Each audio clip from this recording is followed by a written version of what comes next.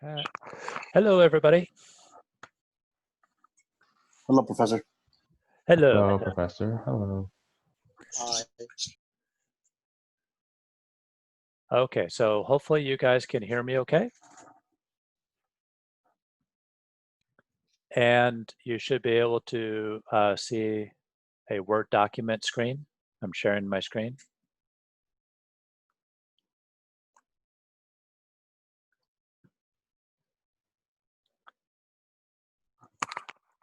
Okay, would somebody please confirm that you can see the screen and hear me?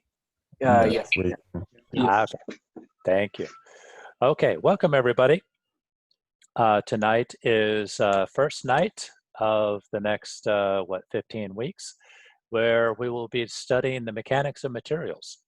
So we are in CE 2051. Make sure everybody's in the right place.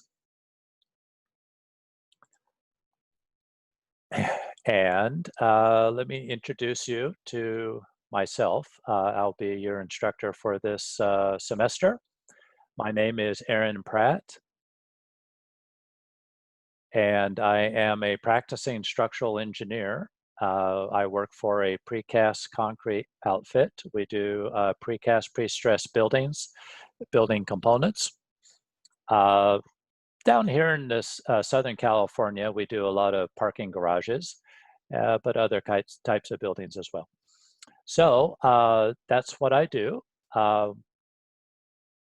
You can see here I have a work number. That's actually the number that you could reach me at work. Or I will give you another number that you can text me to if you have any issues. Issues of getting into these Zoom meetings or issues during the test or what have you, you can text me at 909-342-2797.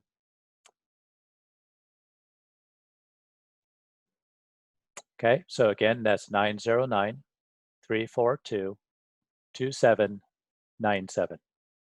Also, each one of these Zoom meetings that we're just now starting today will be recorded. I'm recording right now. And what I did the last couple of semesters, well, ever since March really, that seems to be working out pretty good is I will record these Zoom lectures and I will put them on YouTube. Usually early the next morning, I'll have them up on YouTube so that you can go back and review what we talked about. And it will also have, the video of what we went through. I can write it here. Hopefully this will help. There you go. Okay, so who am I? Why am I doing this? I've been working in the industry since I graduated with my undergrad. So I've been working in the precast, pre-stressed concrete world for 25 years now. Just had my 25th anniversary. I also went back to school and got my master's degree from Cal Poly Pomona. That's how I got associated with Cal Poly Pomona. And I got that in 2002. So I started teaching at Cal Poly at about 2004, 2005. And so I've been doing classes usually once a quarter or once a semester as we are now. And I've been doing that kind of off and on since about 2004. So that is who I am and why we're talking here. Okay. So as I said, my name's Aaron Pratt. This is my work number. On the chat is my cell phone number. You can email me here at epratt@clarkpacific.com. I would encourage you to email me at this email as opposed to the, the CPP email address. I'll get that as well if you send it to the CPP address, but I don't check that on a regular basis. Whereas this email is my work email and it's tied to everything I own. So I will get some kind of a ding or a ring or something letting me know that there's an email. So I prefer this email if you want to have a quicker response. Office hours. The class is Tuesday, Thursday from 5:30 to 6:45. So the office hour is basically the hour before that, 4:30 to about 5:20 or so. And that's a Zoom meeting as well. I don't record those, and you can just log in. Usually, if nobody has logged in within the first half hour, then I generally will shut it down and go get something to eat or drink or something. But when people are in and actively engaging in all that, then I'll take it right up to 5:20. As I mentioned, that one is not recorded. And if you have questions that are of more of a confidential nature, just let me know, and we'll work around that in case there's multiple people on the same time. We worked around that. As we went through last semester, right, I had quite a few students that regularly came in right at the beginning of the office hour and had questions about homeworks or something in the lecture or something like that. And then I'd have, kind of moving towards the latter part of the semester, I would have students that had more personal questions like, what happened to me on the midterm, or where am I in this class? And you don't want to discuss that in open. So we'll figure that out. But anyway, this is our main time for having one-on-one questions and answers type thing. Tuesday, Thursday, 4:30 to 5:20. If for some reason you absolutely cannot make that, like you have soccer practice or a lecture or something that's always Tuesday, Thursday, let me know. And we can arrange another time that works for both of us. The required text. Okay, so the text for this class is Mechanics of Materials by R.C. Hibbeler, 10th edition. And I know that everybody has options these days. I know that some of you will buy the digital version that's on a PDF. Some of you might buy or rent or lease or borrow the actual physical textbook.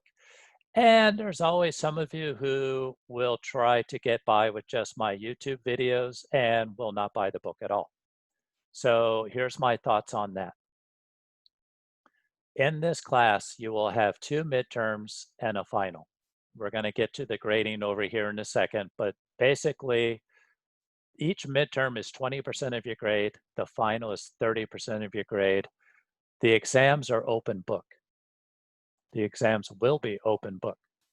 So if you don't have a textbook at all, you are at a tremendous disadvantage. You really need to have that textbook for these exams.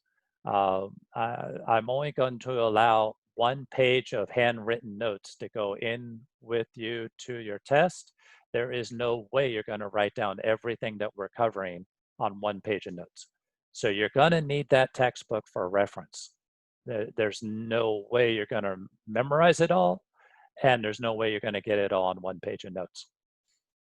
Here's the other part that you need to know right up front. Each of the 3 tests will be through the Respondus Lockdown browser.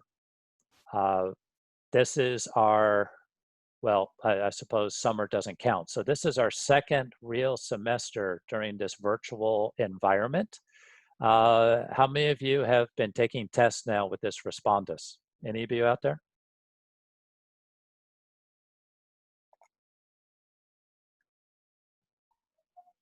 No. Okay. So this sounds like it might be a new environment. How this works, and first of all, let me preface this by saying that this is what the CE department, this is how the CE department wants me to administer the tests. So each of the tests, you have to download onto your computer. And later on, as we get closer to the test, I'll send you a PowerPoint presentation that gives you the instructions on how to do so. But you're going to have to download the Respondus Lockdown browser onto whichever computer it is that you're going to be taking the test from. And that computer has to have a working webcam on it, and it has to have Wi-Fi, a good, reliable Wi-Fi connection.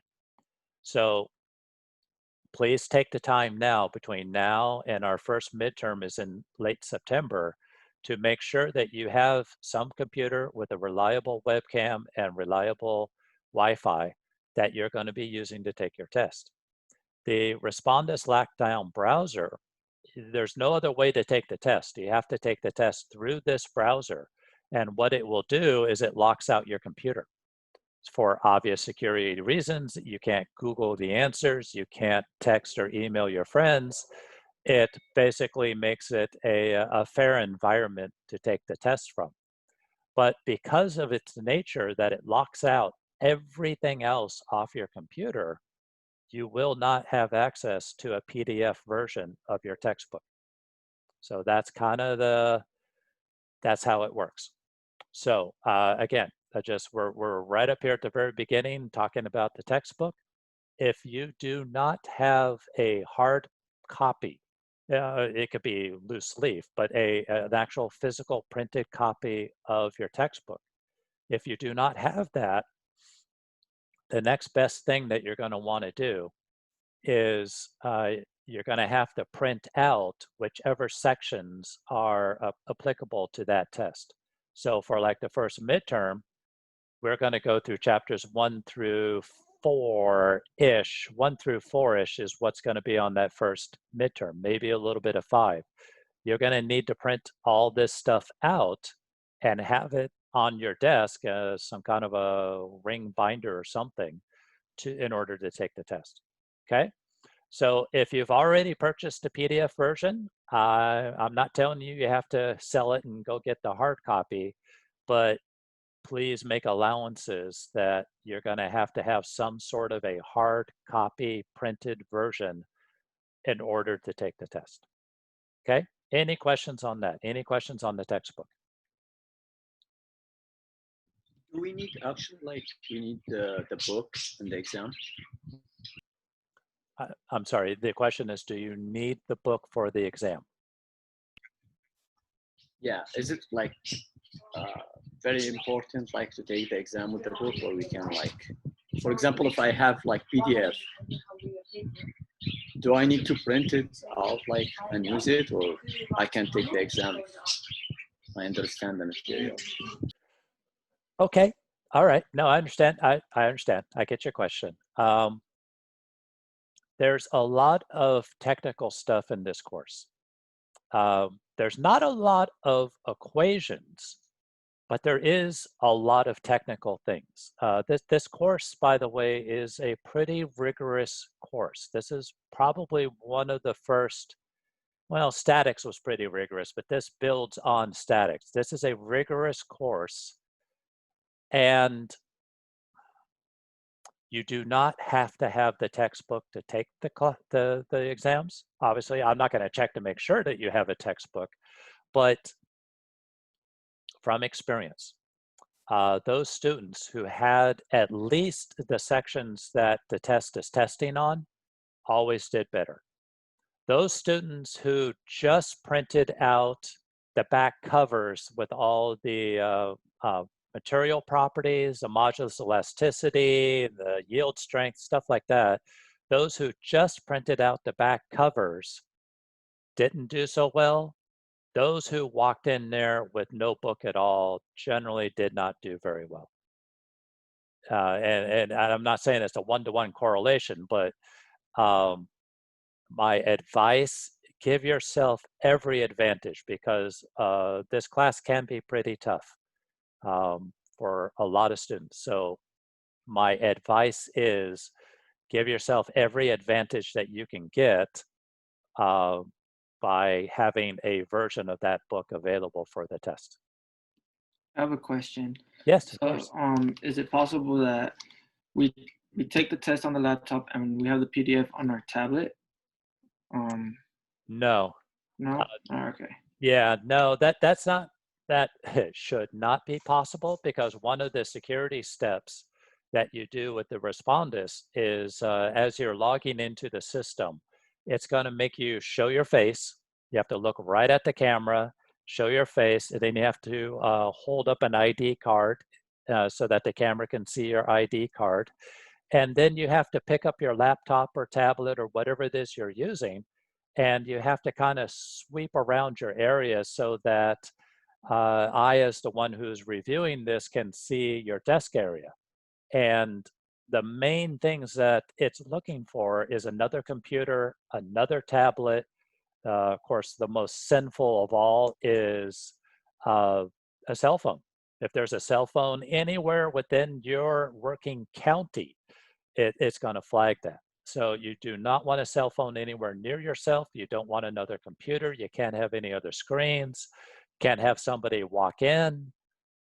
So technically speaking, that's not going to work because you can't have any other screen or enabled device that you could potentially Google or communicate with other people. Edwin, no, it does not have to be a school ID. It could be a driver's license. It could be a passport.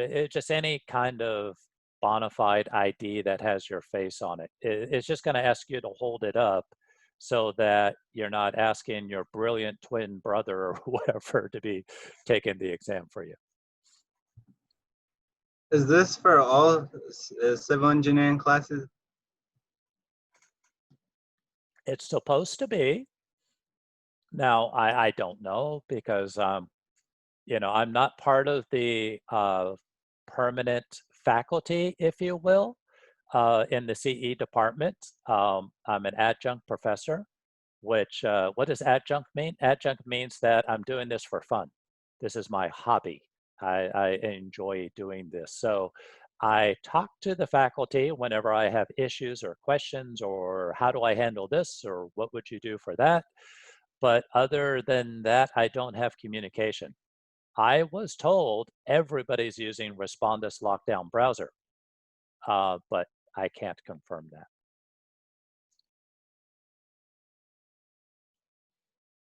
Any other questions? Professor, for the test, are we gonna have to like submit like files of our like work, or is it just gonna be like the answers? That's a good question. I didn't realize we were going to be, yeah, no, that's fine. The way I've done it the last 2 semesters, I did this in the spring semester for the latter half of the semester, obviously, and then we just completed our summer semester. What seems to work for a rigorous engineering classes, what seems to work is that your exam is through Respondus. And so for the answer of each part of each question, you're just going to type in the answer into the text box. But because these problems are quite involved and have multiple steps and there's many different places where you can make a mistake and get off track, because of that, I felt it was just way too unfair to grade everybody just by their final answer in each one of those text boxes. So I have you fill out the text box just so that I know that you've gone through the Respondus system and the security features and whatnot. But then immediately after you submit your test through Respondus, what I have the students do is then take all of their hand notes, all of their work that they did in order to solve the test problems, and they scan those and upload those into an assignment. And so an assignment is like a homework assignment. You just upload it to that assignment. It will have a 0 potential grade to it, but I will use all of your handwork to award partial credit whenever the exact answer wasn't met. Okay, thank you. Does that make sense? That's perfect. Thank you. Okay, cool. Any other questions before we move on?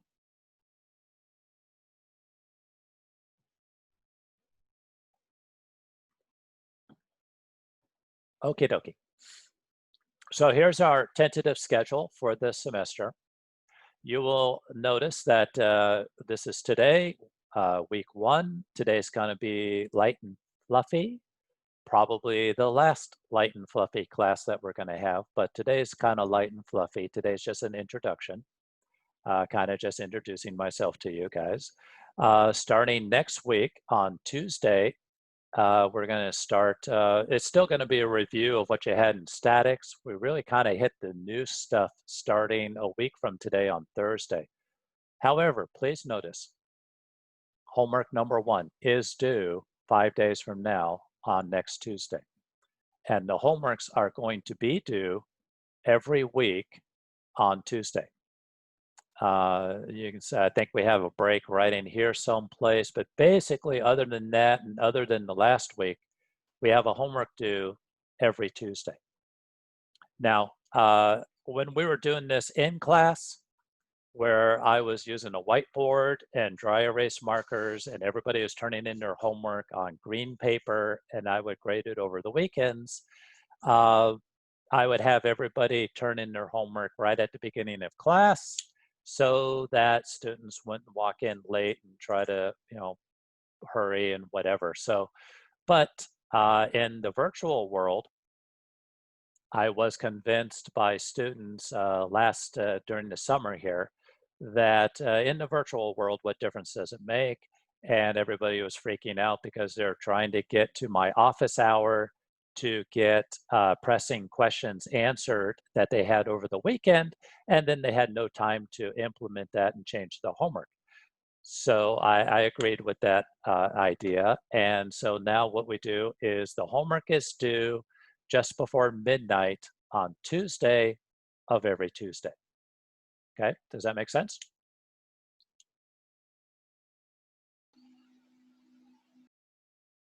And so the homework assignment is on Blackboard. I am now doing everything through Blackboard.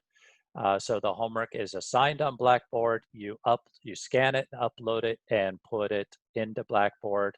Make sure you get it there before 11:59 on Tuesday. And then once in the system, I will grade it. I'll put comments to it in the system, and then you can see what your grade was for the homework. I'll talk a little bit more about the homeworks when we get towards the end of this, but just recognize this right off the bat here, early in our schedule, your first homework is due on Tuesday. So please look on Blackboard, get that homework assignment. All the problems are in the textbook, so you will need the textbook to know what the problems are. Okay.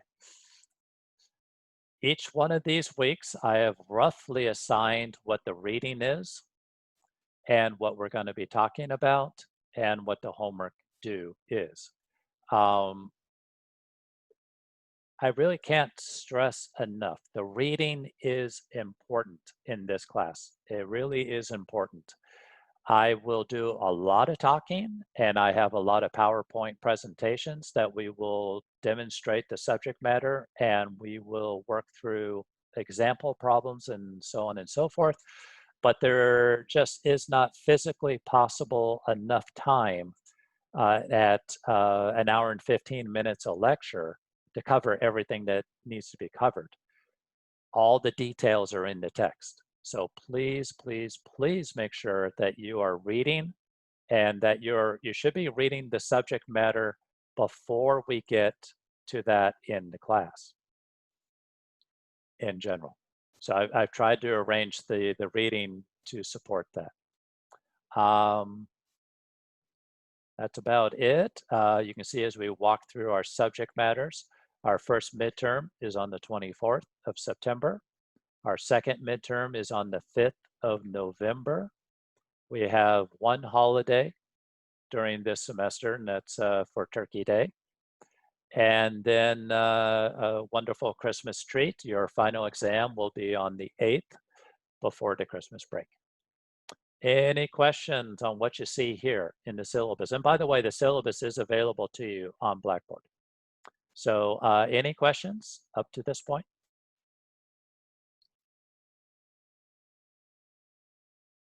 Okie dokie.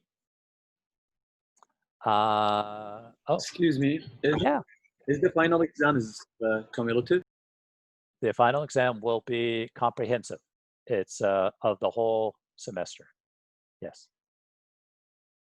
October 20. Oh! Darn it. There's a typo.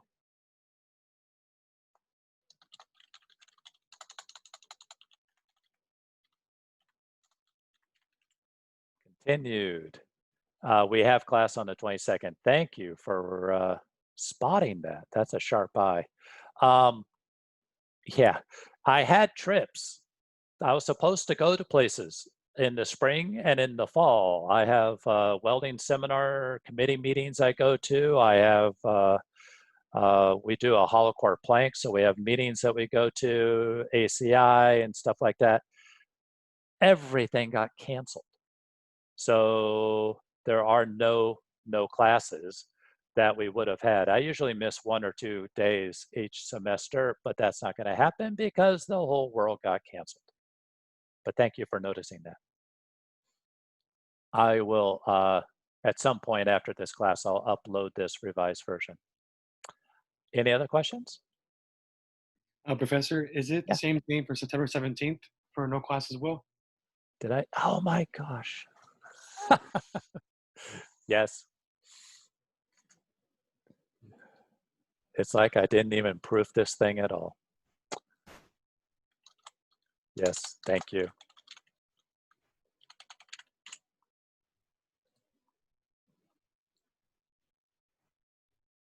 Okay. Thank you for pointing those out. November 26th is the only real no class. And that's for Turkey Day.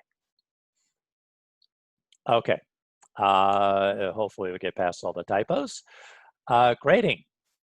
For this class, your grading scale, 30% of your class is on your homework. 40% is midterms, so that's 20 each, and 30% is the final. A note about homework. Well, actually, let me jump down here. Homework is due on the date given by 11:59. Late homework with a written excuse will be accepted for only half credit. So in other words, you got hit by a lawnmower and you're in the hospital for 3 days. No problem. Just give me a note and we'll do it for half credit. The homework is a large portion of your grade because it is so very, very important to this class. Again, I cannot overemphasize how important the homework is. The homework is very important because all of this stuff, all of these principles and subject matters and all that, there actually are not that many equations. There really isn't that many equations that you have to memorize or work through or whatever, but it takes practice to implement these principles. These principles, I can explain them to you. They're not that difficult, but in order to get the right answer, it takes practice. So this class, as much as an education and information, it is almost more so a skill set that has to be practiced.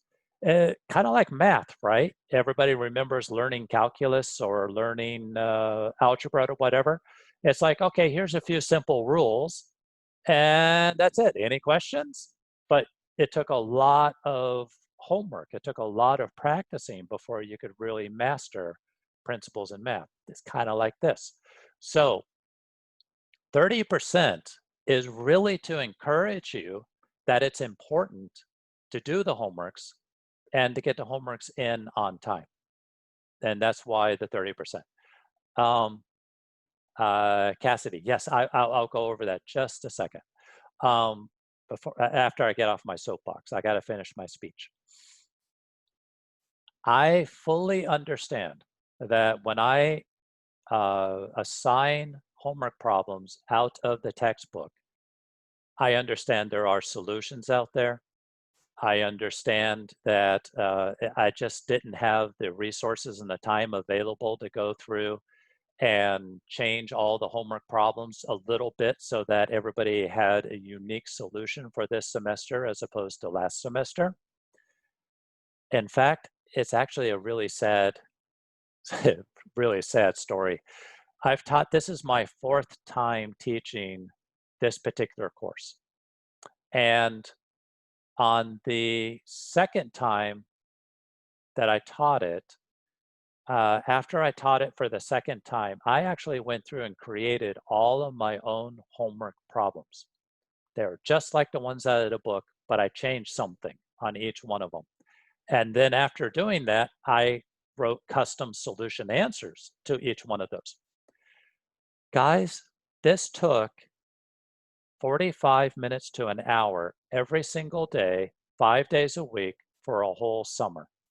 That's how long it took to create my own homework set and answers. And then, just as I had finished it, I had everything in my backpack. I started the next fall course, and 2 weeks into that course, somebody broke into my truck and stole my backpack. And with it went all of those handwritten, I didn't even scan them yet, handwritten homework problems and handwritten homework solutions. And I just haven't had the time to do it again. So all of that is to explain to you that I know there are solutions out there. I know that there's ways to get the textbook solutions. I know there are ways to get my past solutions that I've handed out to classes past. And I'm not telling you this to encourage you to do that. What I'm telling you this for is that I can guarantee to you that if you take each one of your homework assignments and you spend 20 minutes copying the answers from some source and you turn that in, you will probably get pretty close to 30% on your homework grade for the whole semester. And that's about all you're going to get. And 30% plus 5% on each midterm and 10% on the final is not going to be enough to pass this class. Okay, does that make sense? What I'm trying to explain to you is that if you copy the solutions for every one of your homeworks, you will do poorly, very poorly on these tests. And I'm just telling you that from experience. Like I said, this is the 5th time that I've teaching this. I've taught it 4 times before, and the same pattern happened every time. So 30% is to encourage you to do the homework. I didn't want to make it any more because I don't want people to just copy the solutions and try to pass the class. I didn't make it any less because I don't want people to just blow off doing homework. That was a long speech. Any questions about why it's so important? So, excuse me, Professor. Yes. So, how many total questions we have for homework 1? Oh, I'd have to look. I think they're usually about 6 or 7, maybe 8 questions. So each one of these sections like have just one question. I see like 1.1, 1.4, 1. Yeah. This is just one question, or all the section like have questions? No, just one question. Oh, okay. Yeah, now they may have multiple parts, But sometimes, questions. like, when we have like a lot of questions, we never like take advantage of like understanding. We just care about how to finish them. And that's why I'm saying what I'm saying. Yes. Treat the homework as practice, not as an easy 30% of the class, but as a practice because you really, really need the other 70%. There was a question on the chat. Yes, I do as best as I physically can go through the homeworks and deduct points for the wrong answer. I do that.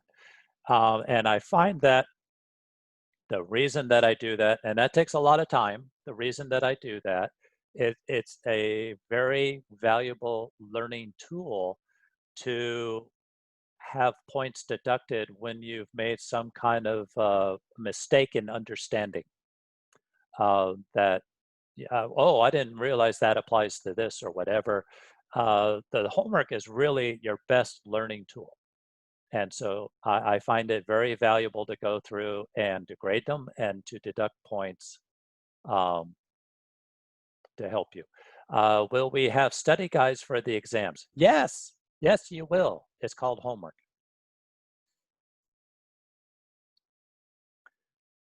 Okay, let's talk about the exams for a minute. I actually do have a lecture today, but let's go through this. The exams, they are open book, but they're only open to the textbook. That's it. You can't have anything else on your desk except for your textbook, and in addition, one single page, 8.5 by 11 of notes. And I know everybody keeps asking this, but it's one side of one page. And that is just to give you a little study guide or to write down things that might be difficult to find in your textbook. It's really not meant to replace the textbook, okay? But that's what we have. One single side page of notes, handwritten by you. And here's the important part. No worked out examples, no pictures or any kind of Xeroxed or printed material is on this one page of notes. It's basically just your handwritten notes of what you want to paraphrase or the Cliff version of what's in the textbook. Yes, I give a lot of partial credit on the exams, absolutely. That's why it's so important that you scan up your handwritten work that you did during the exam so that I'm not just marking off 10 points here and 20 points there. I'm actually going through and seeing where the mistakes were made. Yes. Okay, so the textbook, and again, I said this before, but what I've seen the students do is that either they have the textbook, actual, I don't know, what do they cost, $1,000 now? An actual physical copy of the textbook, or if they bought the digital version, they actually will go down to Kinko's or UPS store or whatever and have them print out 80 to 100 pages of what's being covered on that exam. And they put it in a nice little spiral binder or something like that. And that's their textbook for that exam. Then you have your single page of notes, no pictures, no printed material, no examples. You'll scan and upload your note page with your exam so I can see what was on it. If there is any compromising of the test in any way, shape, or form, my policy has always been that if I catch something going on with a test, that test will have a 0 grade. I know other professors will just have a 0 grade for the whole class. I'm not sure how everybody does this, but I want to be clear up front. If there has been evidence of cheating, that exam will be a 0. And can you still pass the class with a 0 on, well, not on the final, but on a midterm? Yeah, but it's going to be tough. And finally, no makeup exams are allowed. You have to take the test on the day that the test is scheduled at the time that the test is scheduled. Please make every effort to follow this syllabus and make sure that you are available on those. There's 3 days that you absolutely have to be there for those 3 days. Okay, any questions about the exams?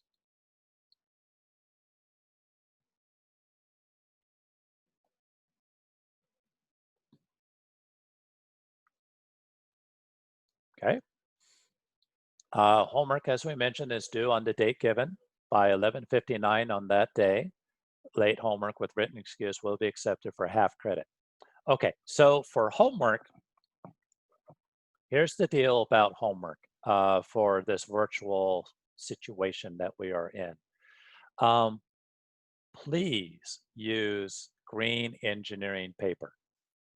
It's like $11 for enough to last you your career. Please use green engineering paper. And the reason for that is By the time you write on it with a graphite-based pencil, and then you scan it into a PDF or whatever, and you send it to me, some of these are really hard to read. And like I said, I grade everything. I grade the homeworks, I grade the exams. If I can't read it, I'm not going to give you any credit on it.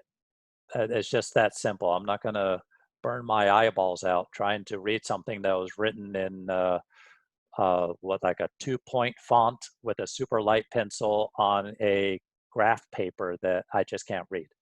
So that's the rule. If I can't read it, I'm not going to grade it.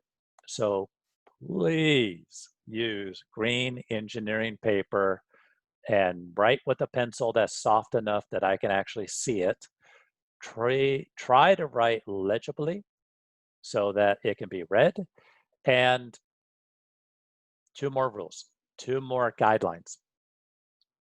Do not write on front and back of your engineering paper. Don't do that. The front you can read. When you flip it over, the graph part of it's much, much darker. I can't read anything. So anybody who turns in homework with stuff on the back of the homework, I'm not even going to bother reading the stuff on the back of the homework. You just can't read it. Okay? So Yes. Yes, yes, please. the green engineering paper for homework and for the exams, right? Yes. Yes. Well, you don't have to for the exams. The exams are going to be PDF. Well, no, you're not going to be able to print that out, are you? Anyway, yes. Yeah, just say green engineering paper for the exams and for the homework. Yeah, that's a good rule of thumb. Then the other thing is, please don't try to squish 3 problems onto 1 page. Again, it's all about legibility. Please just, I mean, this paper's cheap. Just use 1 page for each problem. Don't squish a bunch of onto 1 page. Okay? I'm not old, but I'm getting older and stuff's getting harder to read. So I'm just talking from experience, and I will mark down homeworks as appropriate to get everybody to use green engineering paper on 1 side with 1 page per problem. Any questions? Okay. Last but not least, I was instructed to tell everybody about tutoring services.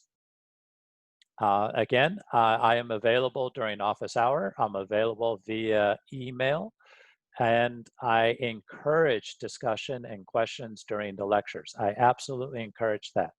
But if you need more help, please, by all means, contact these folks at the Learning Resource Center. And this is the information.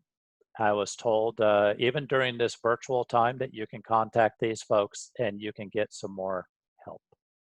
Okay. Can you repeat what you said about printing the book to use on the test? Yes.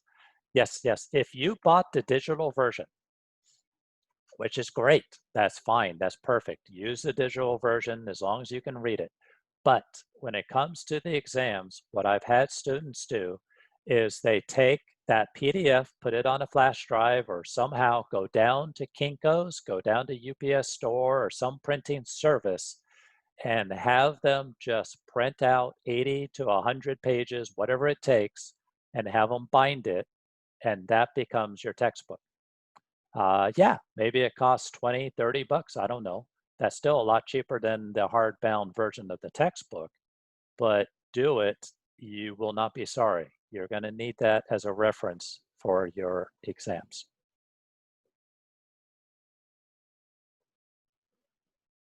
Okay. Any other questions on what we talked about? So you mean this paper, right? This is kind of yellow, but I don't know because this is all I have right now. Is this the right paper? I can't see color at all on that. Is it, what color is it? It's yellow. It's like, Show me the back. it's, Yeah, I think that's right. It's got the little header bar in the top. It's got a light graph to it.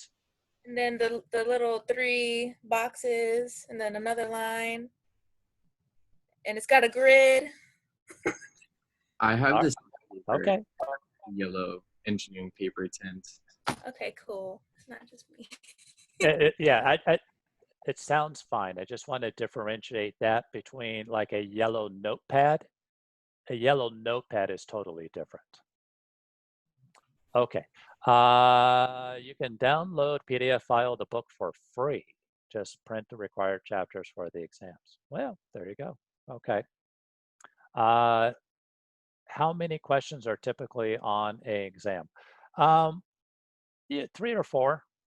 3 or 4. But we'll go into that in a lot more detail after we actually have learned some of this stuff. Telling you that there's only 3 questions on the exam, I don't know if that terrifies you or relieves you. I'm not sure if that's good or bad. Okay, is everybody ready? Let us start our Mechanics of Materials adventures. Let me save this because of those 2 mistakes I had. And here we go.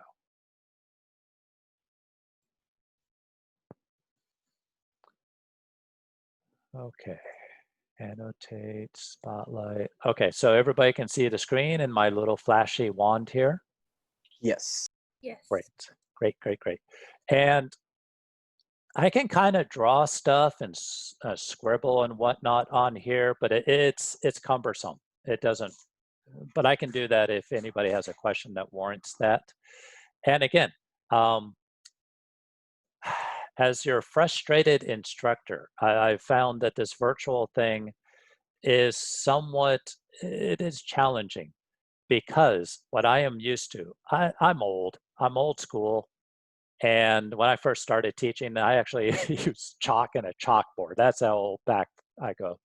But the great part about being in front of you all in a class is I can see your faces, I can see your eyes, and if you're glazed over, or if you're nodding, or if you're just downright pissed off because you don't get any of this, I can't get that from Zoom.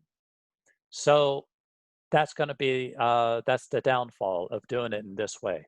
The presentations are going to be a lot cleaner than what I would do with pens on a whiteboard, but I can't see how you guys are reacting to it. So that is to say, please interrupt, ask your questions. If you have a question that you feel embarrassed, like I really should know this by now, but I don't, and I'm lost, and I don't know, go ahead and ask the question privately through the chat, and I will try not to embarrass you. I may ask the question so that everybody else can hear what the question was, but I certainly won't identify who asked it. Or just unmute yourself and spit it out. I encourage class participation.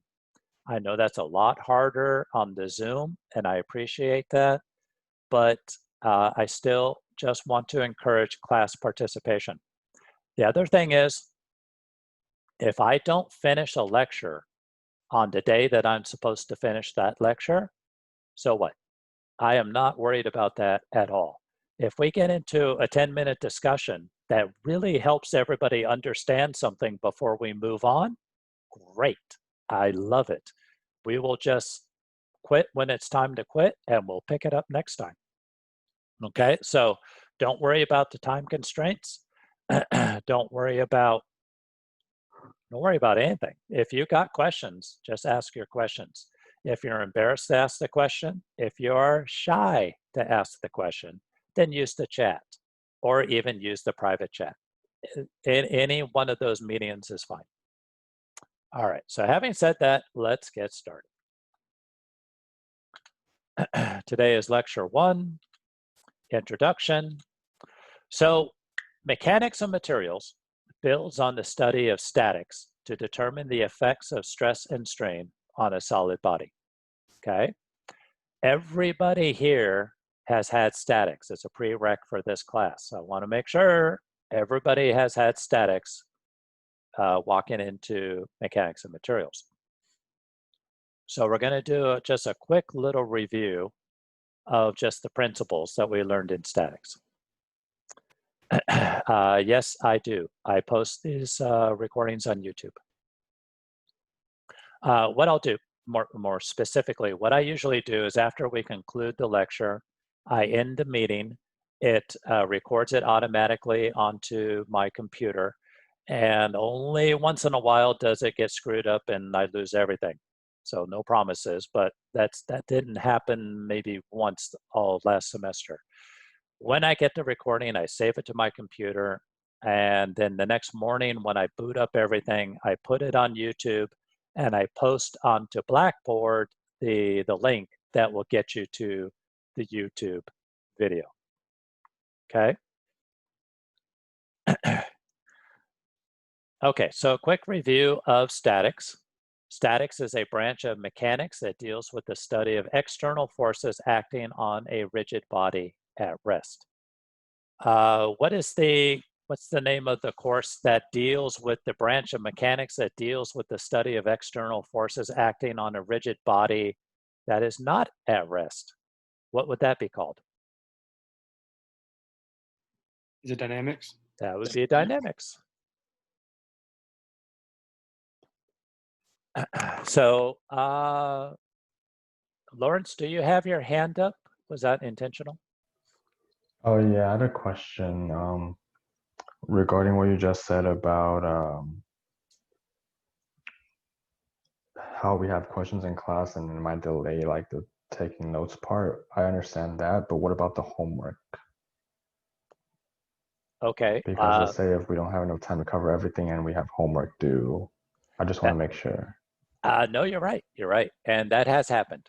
That has happened. So the homework as assigned is due.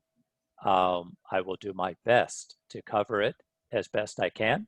And I will also do my best to answer everybody's questions so that they're in their best possible position to do the homeworks. But that's not a guarantee. So the homeworks will still be due as scheduled. There may be off chances that there's something asked on the homework that we did not cover yet, but it's in the textbook. In fact, all the homework problems are right from the textbook. So if there's something I didn't quite get to, you can hit that section and still answer the homework problems. Okay, please continue. Thank you. Sorry. No, nothing to be sorry about. That's a great question. And again, I will try my best to cover everything that's in the homework. I just can't promise that that's going to happen every time. Which also leads me to something about the homeworks that I forgot to talk about. Let's take a second and talk about that. This will only take a second. When you go into your homeworks in the textbook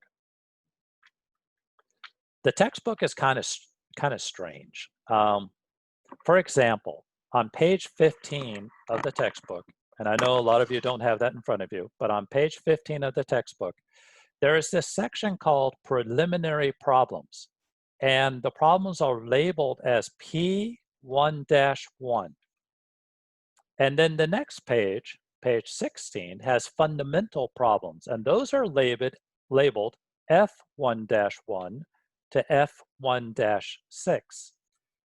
Page 17 has problems, and those are just labeled as 1-1 to 1-7 to 1-19 and so on and so forth. And then at the end of the chapter, you have these problems that are labeled R1-1. I think that's just totally goofy. I don't know why he did it that way. It's very confusing. But if I want you to do any of these problems other than just the regular 1-1 to 1-70s, I will label it exactly the same way he does. And so I don't recall ever giving you guys a P1-1 type of problem. I never give an F1-1 type of problem.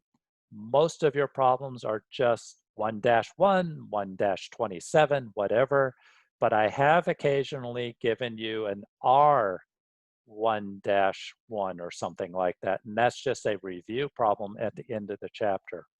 So as you're going through these, please do not confuse. If I've assigned to you 1-4, do not do F1-4 or R1-4.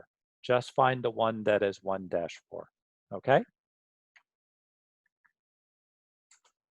All right, back to what we just started. Okay, so course objectives for statics now. Again, it's just a very quick review. Statics was about the application of trigonometry to resolve coplanar forces acting on a rigid body. So we took a rigid body that has different forces in the same plane, and we learned how to find the resultant of these various forces into a resultant force in the same plane.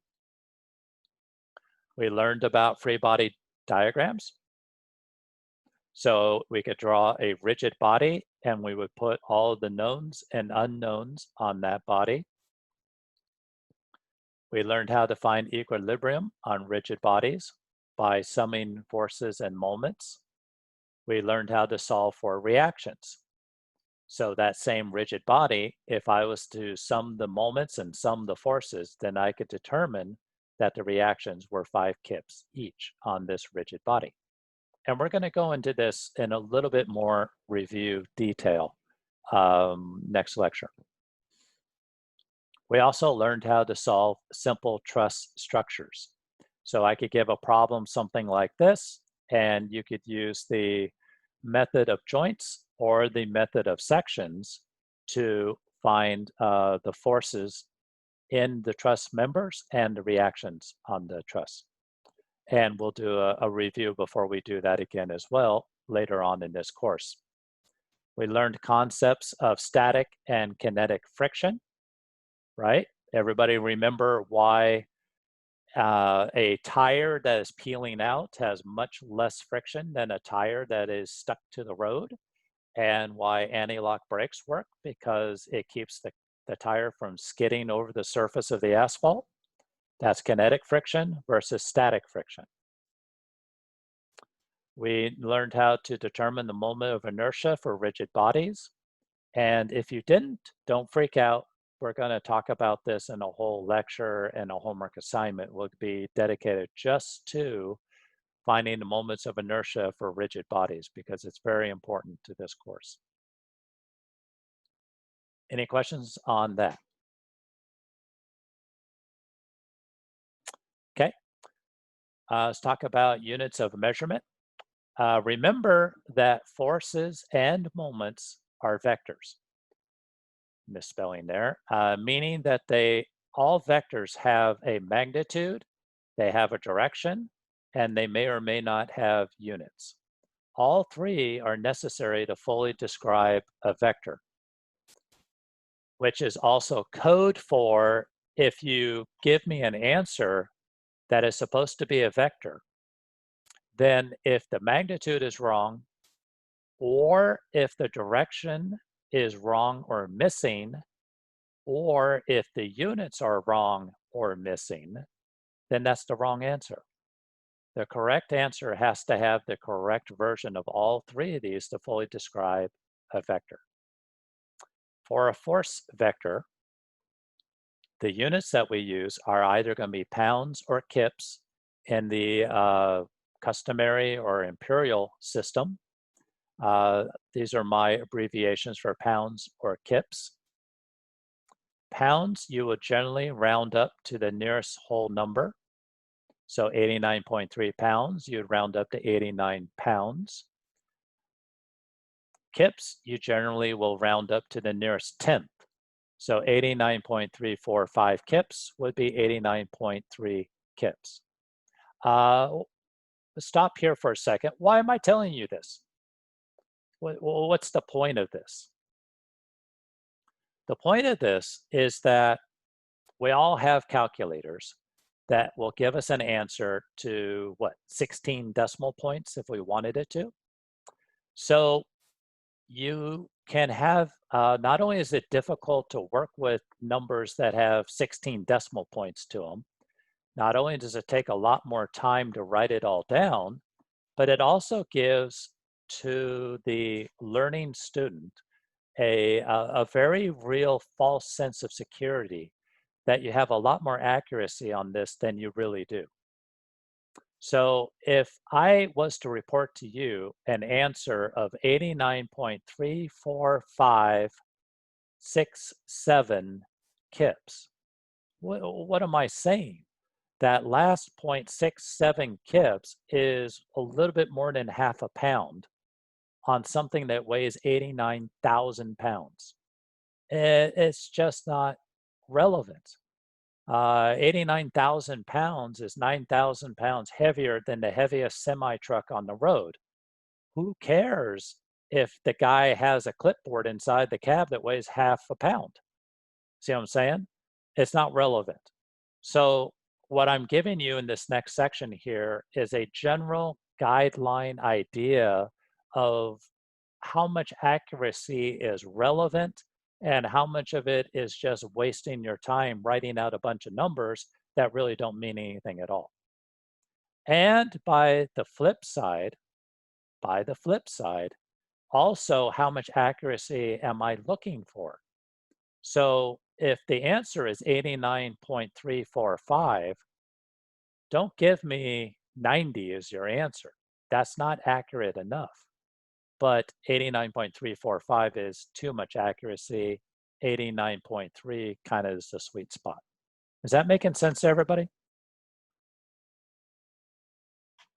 Yes. Yep. Okay, great. All right, so moving on. Also, what is a kip? Everybody knows what a kip is? A kip is a unit of measurement that is somewhat unique to, what do they call us? The structural nerds?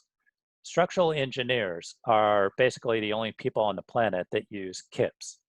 And a kip is just a very handy way of saying 1,000 pounds. So really in the real world in engineering, nobody uses tons, 2,000 pounds. Why don't we use tons? Well, because there's a short ton, there's a metric ton, there's a imperial ton, there's a long ton. We don't use tons, we use kips. Kip is always 1,000 pounds. So you can refer to this that 89.3 kips is 89,300 pounds. On the metric side, and yes, we're going to be using metrics in this class. About half of your homework problems, more or less, will be in the SI system. So in the SI system, you have newtons or kilonewtons. And this is, I believe, the correct abbreviations for both.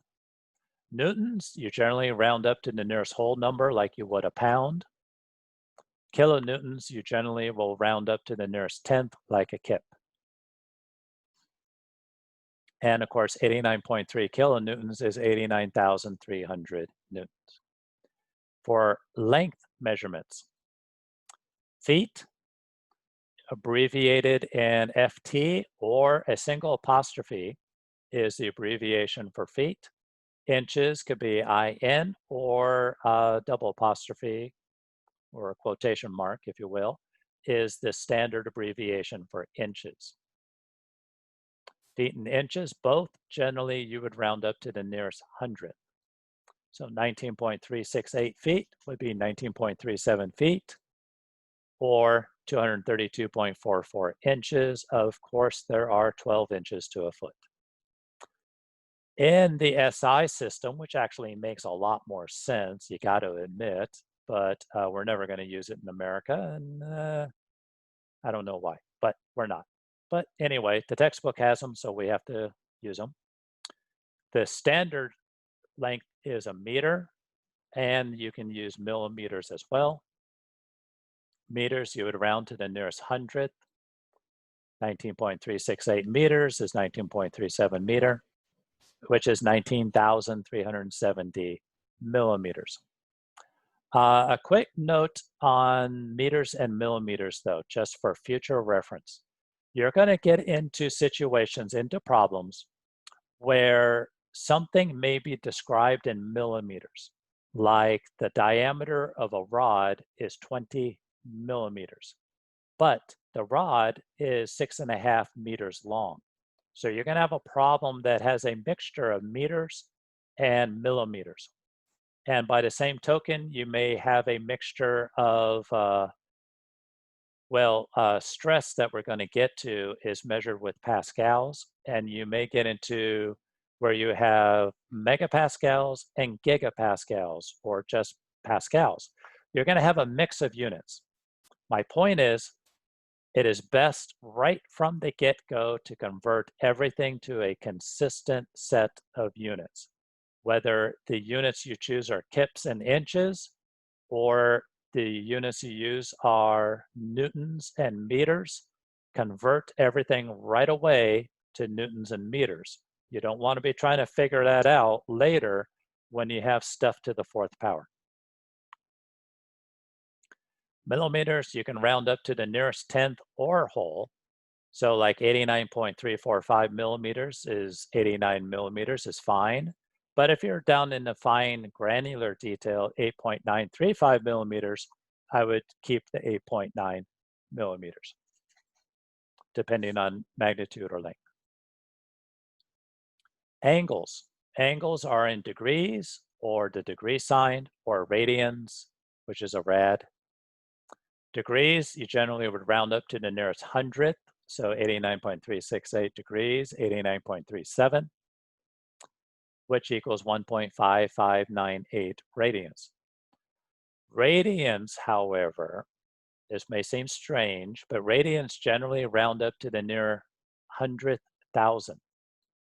So 0.002358 radians, you could round up to 0.0236 radians. Why? Why is this so massively more accurate than the degrees? And the answer is, well, first of all, radians are equal to degrees times pi over 180 for a conversion. We're going to be doing stuff with some really small angles.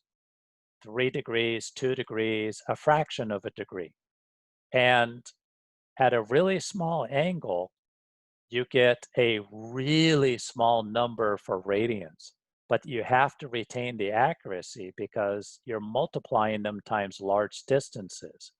And so if you were to call this angle 002, then you've lost a tremendous amount of your accuracy on your final answer. So when the angles are really small, hold on to your accuracy with these significant digits. Torque. Torque is a force times a lever arm. So torque could be feet-pound, inch-pound, or kip-inch, or kip-feet. And we use all 4 of them. It's all over the place. So, or on the SI, you can use a Newton meter or a kilonewton meter, kind of the standard 2. Generally, you round up these units according to the unit of force that's being used.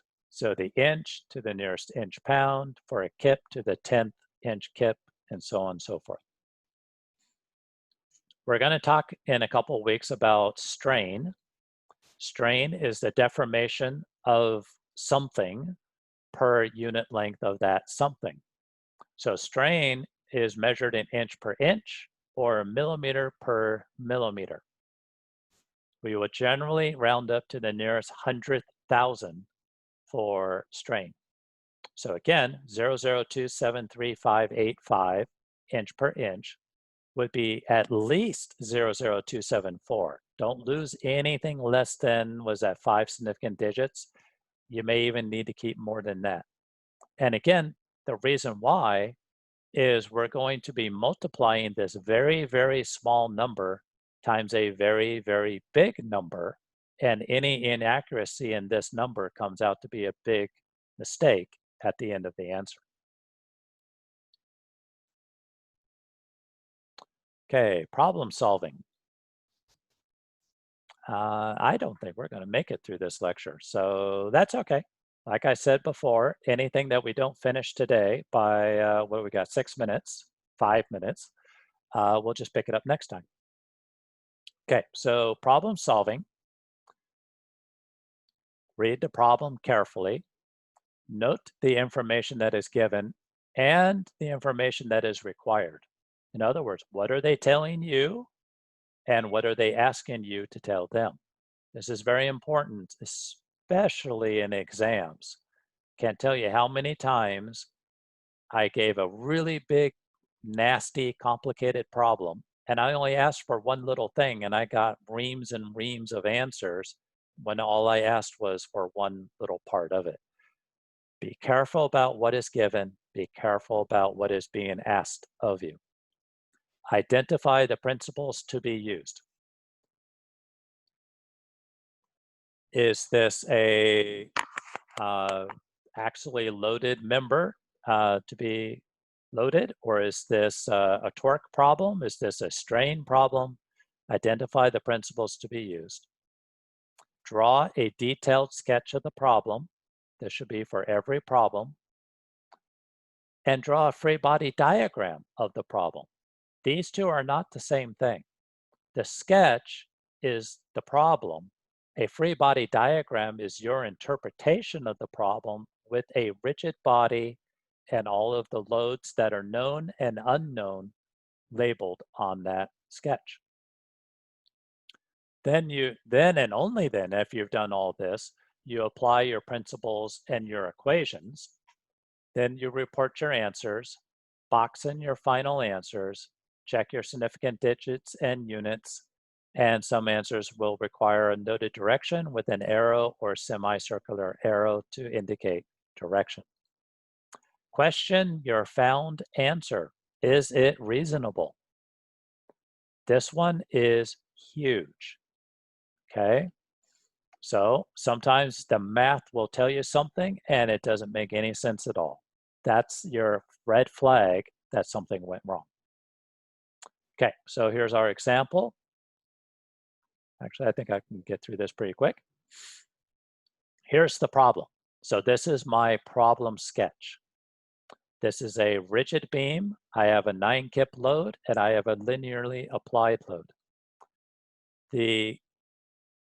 What it is asking of us is find your internal loadings at B. So at this point right here, what is my moment? What is my shear inside the beam at B? Read the problem carefully. Note the information that is given and the information that is required. The information given is the 1.25 kips per lineal foot applied load, the 9 kips applied, and all the dimensions are provided. Identify the principles to be used. I need to sum my forces and moments to find the unknown reactions, and then resum forces and moments with a free body diagram of just part of the body to find the unknown forces at point B. Draw a detailed sketch of the problem that's provided above. Draw a free body diagram. Okay, so for the free body diagram of the whole body, we must convert the linear load, 1.25, to a point load of 1.25 times 4 to give me a 5-kip resultant. So there's my 5 kips instead of the linear load. There's my 9 kips, and here's my unknown reactions. This is my free body diagram. Apply principles and equations. I need to sum my forces to find unknown reactions. So I'm going to sum my moments about A. I have 5 kips times a 4 foot, plus my reaction at C times 7 3/4 foot, plus 9 kips times 11 1/4 feet. And I run through the math. I get 15.6 kips up is my reaction at C. Sum the forces in the Y. My reaction at A minus 5 plus the 15.6 minus 9 equals 0. All forces sum to 0. And my reaction at A is actually downward at 1.6 kips.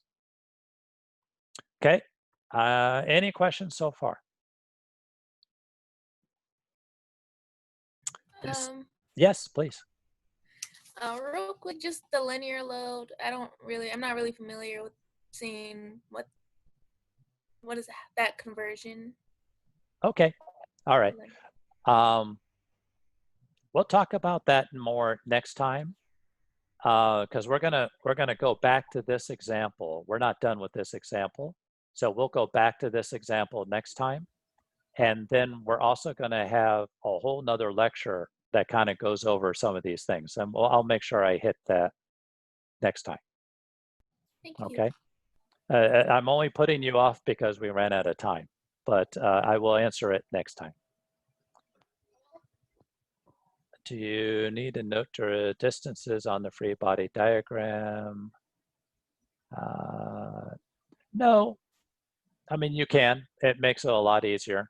But I had usually this diagram and your sketch diagram is right above it. So if it is, then you don't need to. Oh, that's a great question as we're running out of time. The book has a red, no, the book has a backhoe on it and the back to tractor is red. That's what you should be looking for. There are 2 people trying to add this class from the wait list. And I realized that was a private question, but if you're trying to add this class, there are 2 people that I will add. There's 2 people on the wait list. Get with the CE department. My dog just started barking uncontrollably. Get with Kelly Nursall.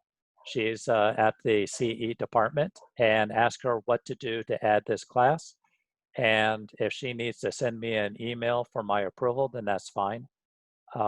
So I know who the 2 are that are on there. So go ahead and get a hold of the CE department and she will add you, or we'll figure out how to add you to the class. I'm afraid we have run out of time. So we will pick it up next time. And like I said, as soon as I stop this, it will end the recording. Please start reading the book and please have your homeworks ready for Tuesday before the end of the day. Thank you, everybody, and we will see you next time. Thank you, Professor. Have a good one, Professor. Thank you. Professor. You too. Thank you.